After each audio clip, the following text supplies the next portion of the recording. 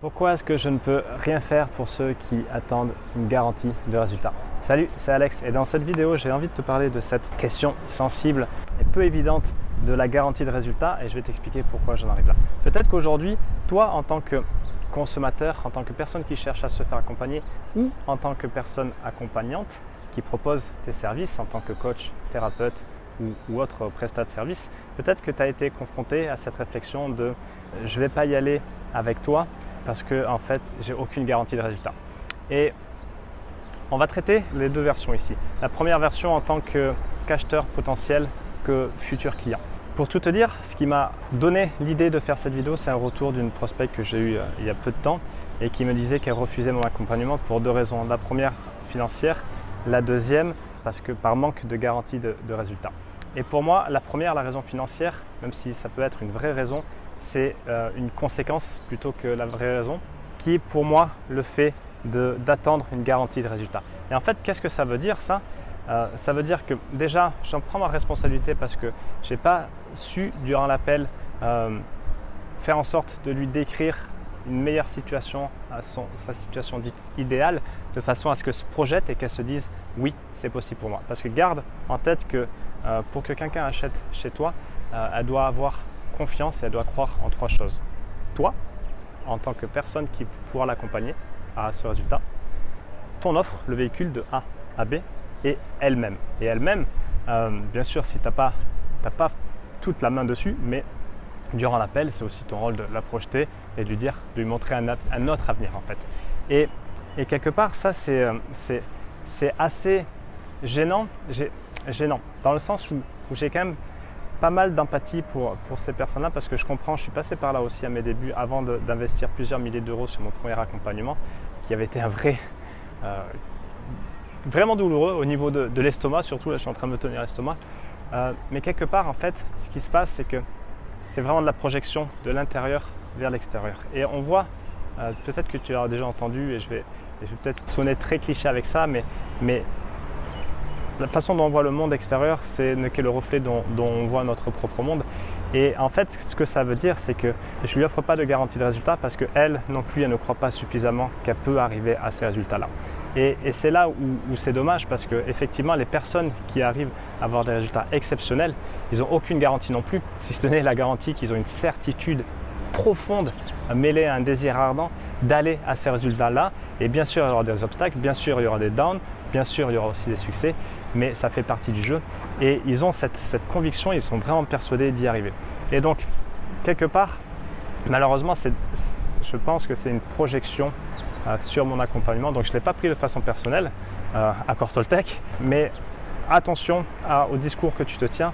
Et si toi, tu ne te crois pas capable d'y arriver, si tu ne te crois pas en mesure de croire en les résultats que tu veux aller, alors aucune solution extérieure ne te paraîtra suffisamment puissante, suffisamment satisfaisante pour que tu t'y engages. Parce que tu ne t'engages pas envers quelqu'un d'autre, tu t'engages avant tout envers toi. Tu n'investis pas, tu ne donnes pas de l'argent à quelqu'un d'autre, tu investis en toi. Et ce geste d'investissement, tu dis à l'univers, tu te dis à toi-même et tu dis à qui veut l'entendre, oui, je crois en moi et ça y est, je vais y aller. Donc ça, c'est vraiment pour la partie, on va dire, prospect / client. Maintenant, pour la partie professionnelle qui propose des accompagnements, comment tu peux faire en sorte de diminuer cette objection quelque part? Ça ne se passe pas uniquement sur l'appel diagnostic, l'appel de vente, la session stratégique, tu l'appelles comme tu veux, sur l'échange avec le prospect, ça démarre bien en haut. Parce que la vente, encore une fois, dans sa globalité, dans son approche totale, elle commence vraiment tout au début du parcours et ça commence notamment avec la création de contenu.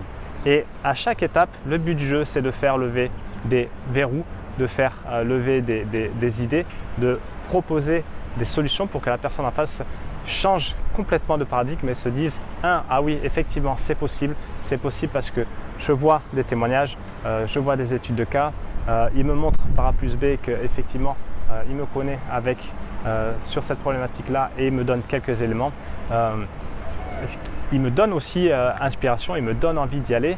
Donc oui, c'est possible, oui, je peux le faire et ça commence vraiment à chaque étape. Vraiment, sur le contenu, bien sûr, sur la conversation que tu peux avoir par exemple en message privé, sur le webinaire que tu donnes ou sur une autre source de contenu et bien sûr durant l'échange. Donc vraiment ton rôle pour diminuer ces résistances et ces objections quelque part, pour faire en sorte que la personne soit plus disposée à passer à l'action avec toi, ton rôle en tant que professionnel, c'est vraiment de créer ce contenu-là transformatif. Parce qu'aujourd'hui, il ne suffit pas juste de soit montrer sa vie, soit montrer qu'on est le meilleur, ça c'est non, soit dire ok je te comprends et je peux t'aider.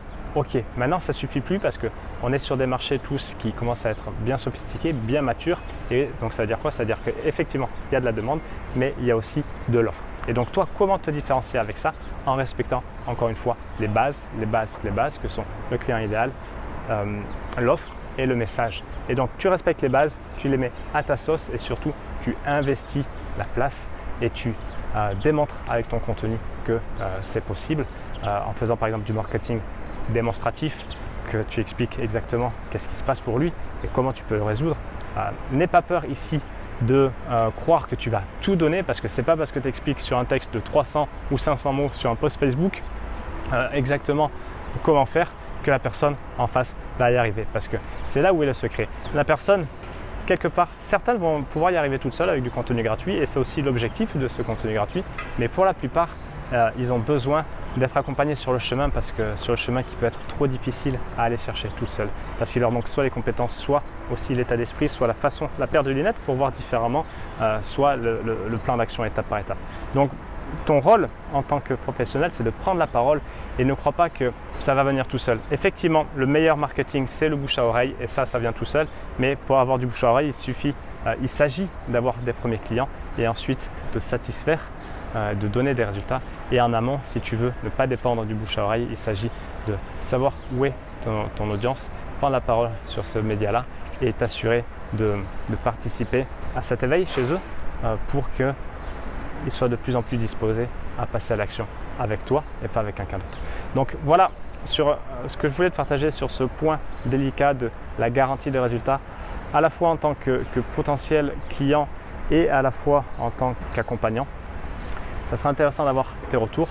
Je te demande de les laisser en commentaire. Et merci et je te souhaite une belle soirée. Salut!